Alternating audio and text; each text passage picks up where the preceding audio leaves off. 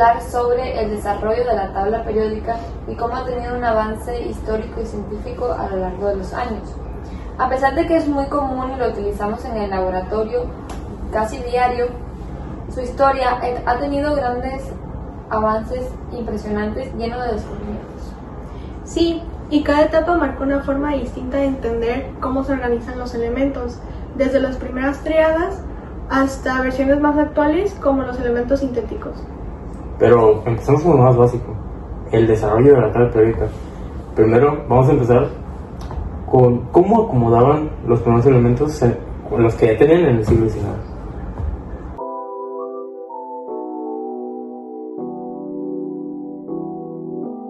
¿Es cierto que antes de Mendeleev ya había alguien intentando ordenarlos, Mari?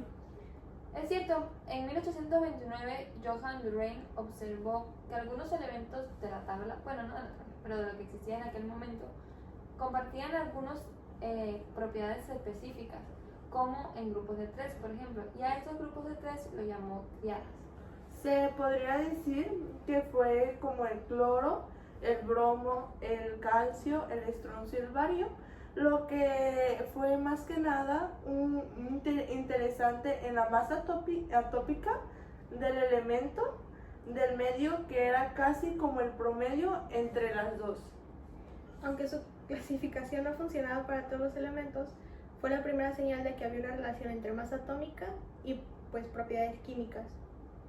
Doverain observó que algunos elementos podían agruparse en grupos de tres, como ya mencionamos anteriormente, y a esas las llamó triadas, porque compartían propiedades químicas y físicas muy similares. Por ejemplo, está la triada del cloro, que incluye el cloro, bromo y yodo. Y en esta triada todos son elementos halógenos. El peso atómico del bromo es aproximadamente el promedio del cloro y el yodo. También está la triada del calcio, que incluye calcio, estroncio y bario. Y estas tienen propiedades semejantes y sus masas atómicas muestran una progresión regular. Y además está la triada del litio, que incluye el litio, sodio y potasio, que todos son elementos alcalinos, reaccionan de forma parecida con el agua y sus masas también siguen un patrón. Además, descubrió, como ya mencionamos también, que la masa atómica del elemento central era el promedio aritmético de las otras dos, lo que fue un intento temprano de encontrar regularidad entre los elementos. Y como ya dijimos, aunque su modelo fue limitado y la verdad no fue muy aceptado por los demás científicos, marcó el inicio de la búsqueda de una relación sistemática entre las masas atómicas y las propiedades químicas.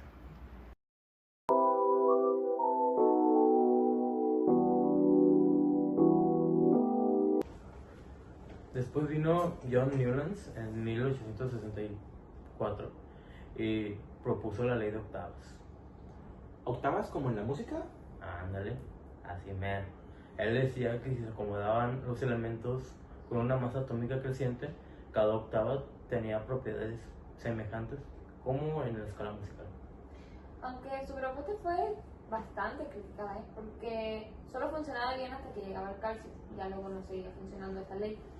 Y su idea, eso sí, su idea anticipó la periodicidad, que luego se comprobaría más científicamente.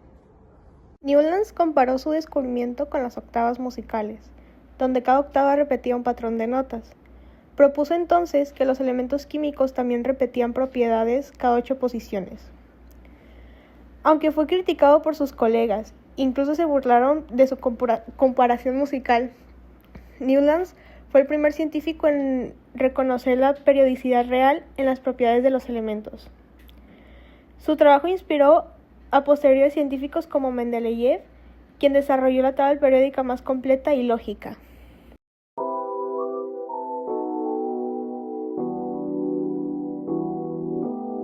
Muy importante, tanto como de Lothar Meyer como de Dmitri Mendeleev, que ambos trabajaron casi al mismo tiempo de la organización de los elementos.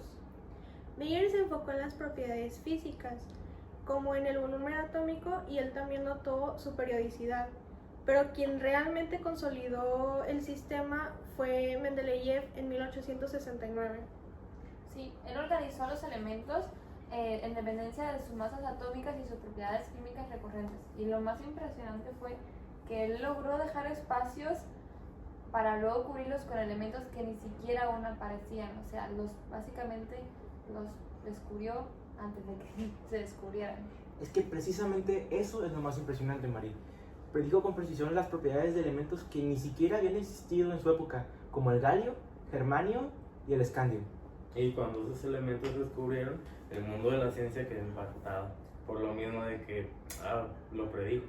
Entonces, fue un descubrimiento muy grande y demostró que lo que predijo Mendeleev no es solo una tabla periódica común o pura coincidencia, sino un patrón de la naturaleza.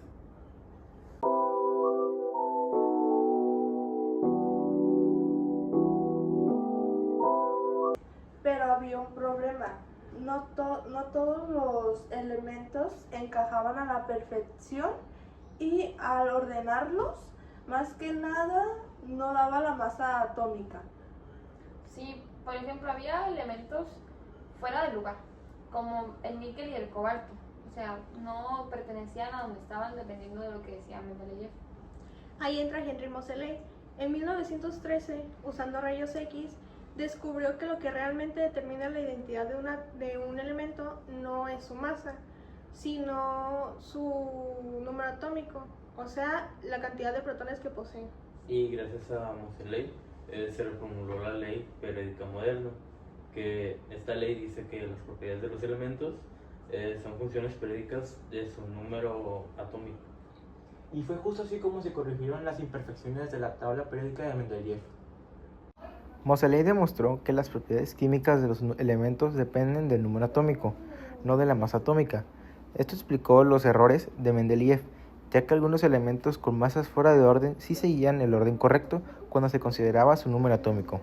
Además, identificó huecos en la secuencia numérica, prediciendo la existencia de elementos aún no descubiertos, como el tecnecio. Su trabajo estableció el fundamento moderno de la tabla periódica. El orden de los elementos se basa en el número atómico creciente, Z. La ley periódica actual se formula de la siguiente manera. Las propiedades de los elementos son funciones periódicas de sus números atómicos. Moseley murió joven, a los 27 años, en la Primera Guerra Mundial, pero su descubrimiento fue un trascendental cambio que para siempre forma parte de lo que comprendemos como la estructura de la materia.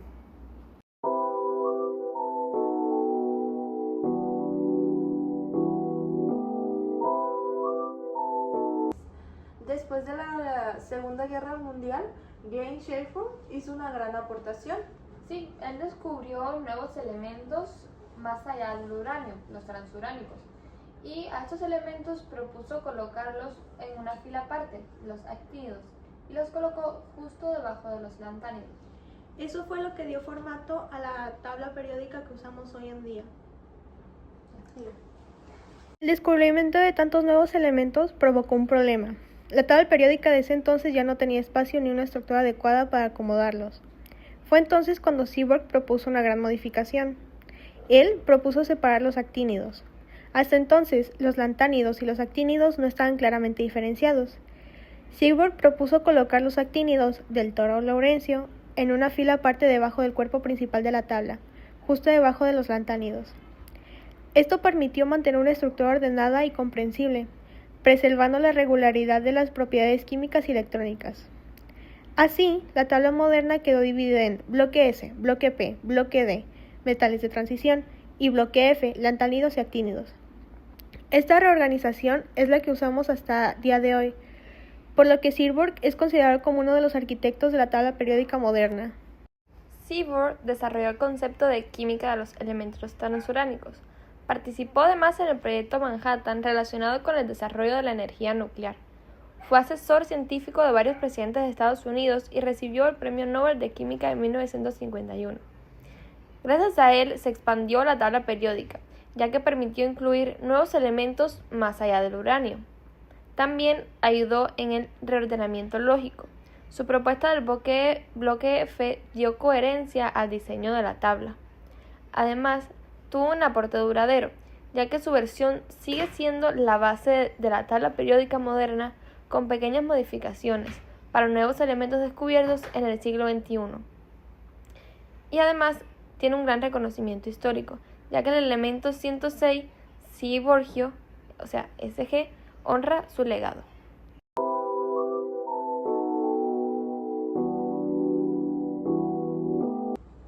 Hoy tenemos que la tabla periódica se clasifica en filas, que se llaman periodos, o columnas, que se llaman grupos.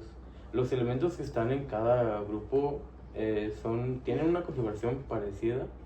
Es por eso que tienen propiedades químicas casi iguales. Como por ejemplo tenemos los elementos alcalinos, que ahora están acomodados en el grupo 1.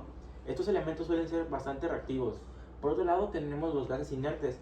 Estos ahora pertenecen al grupo 18 y son gases que no interactúan con ningún elemento. Y gracias a esto, todos estos son grupos que configuran la base electrónica, y gracias a los electrones de valencia se configuran y se determinan en comportamiento químico.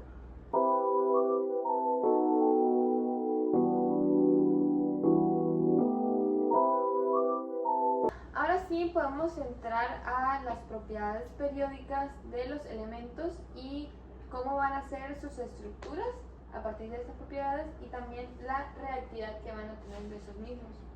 Como la carga nuclear efectiva, que es la atracción que siente un electrón hacia el núcleo. Teniendo en cuenta el apateamiento de otros electrones, este aumenta de izquierda a derecha conforme vaya creciendo el número de protones. Por eso los electrones se atraen con más fuerza, lo que afecta el tamaño del átomo.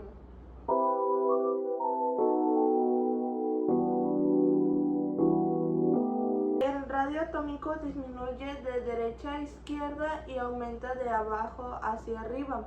Y de plano, los cationes son más pequeños, que se centran en los átomos originales, mientras que los aniones son más grandes. Esto explica por qué el sodio metálico es enorme comparado con el ion sodio del cloruro de sodio.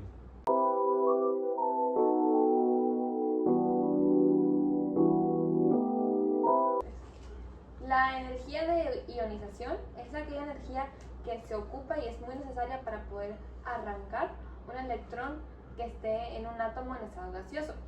Pero esa energía de ionización puede aumentar, de hecho aumenta de derecha hacia arriba en la tabla periódica, ya que en esta zona se van a encontrar los electrones más fuertemente atraídos.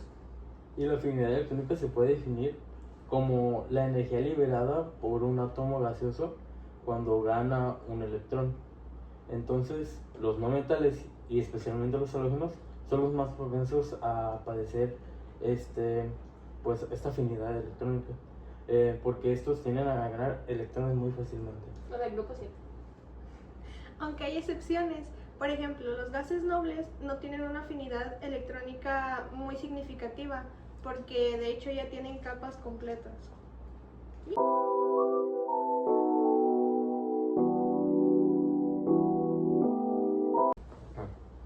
Entonces, lo que empezó siendo como una simple observación a 3 elementos simples terminó siendo una herramienta que resume toda la química moderna. Exactamente, pues la tabla periódica no solo logra organizar estos elementos, sino que también logra predecir su comportamiento y cómo van a estar ellos pues presentados en lo que nos rodea. Y gracias a estos científicos como Mendeley y Moseley, hoy tenemos cómo se repite la naturaleza en protones predecibles. Es una historia de conocimiento, curiosidades y ciencia pura. Y sobre todo, decir que la química es un lenguaje universal. Gracias. Gracias. Muchas gracias.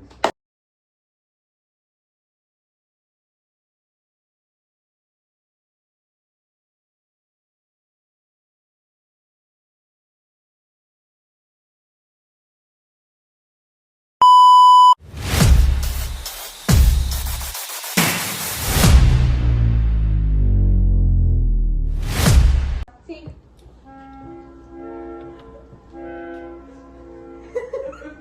Te voy arriba si me avientas, ¿eh? Te voy a ir arriba.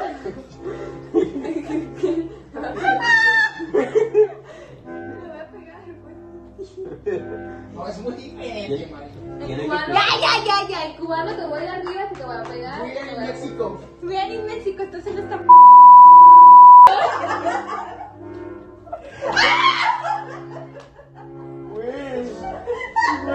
Estoy haciendo como una simple observación a 3 elementos.